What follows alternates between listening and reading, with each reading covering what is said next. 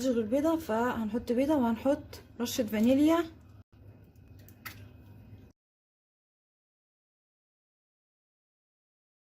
وهبدأ اضرب من اول وجديد، كل حاجة سهلة انتوا شايفينها اهو.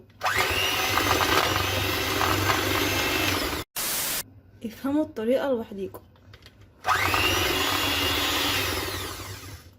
طيب بصوا، انا هخلص المهزله اللي انا بعملها دي وهاجيلكوا بعد ما اخلص المرحله بتاعه الضرب دي عشان نشوف احنا هنحط ايه تاني. ما تسيبونيش، استنى.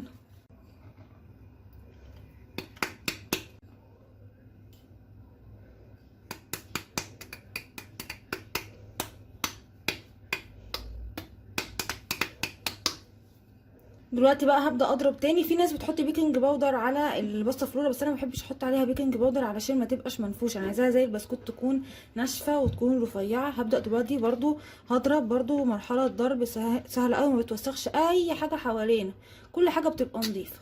يلا بينا.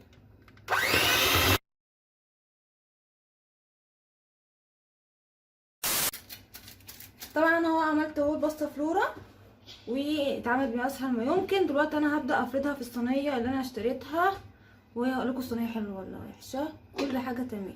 طيب انا عملت العجينه اهو، لازم تكون ماسكه نفسها شويه كده، ان هي اعرف امسكها كده تتشكل، فاهمين؟ كانها ايه، عجينه بسكوت كده شويه بتبقى، انت فاهمين؟ شايفين ملمسها؟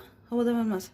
هبدا بقى دلوقتي ان انا افردها على الصينيه دي بعد ما غسلتها، وهشيل مثلا شويه من الكميه دي، قولي ربع الكميه، علشان ابدا ان انا ازين بيها. فيلا بينا. انا دلوقتي خلاص فردتها، هبدا بقى ان انا احط عليها اي نوع مربى انت بتحبيه. انا بحب المربى اللي هي الفراوله، بحبها قوي عليها، فهبدا ان انا احط مربى فراوله كده عليها. نهايه، مش نهايه حياتكم يعني، نهايه الفيديو وحلاوه الوصفه الفلورا بتاعتي. والطرت طلع حلو قوي وما بيلزقش في الحاجه، وكمان عامل لي الشكل اللي انا كنت عاوزاه اهو. هي بقى كل ما بتقعد بتنشف اكتر، فكره البسكوت بالظبط كده. فهي حلوه قوي ونجحت اخيرا، نجحت فيها والله. انا كنتش عارفه ان هنجح ولا مش هنجح، بس انا نجحت خلاص.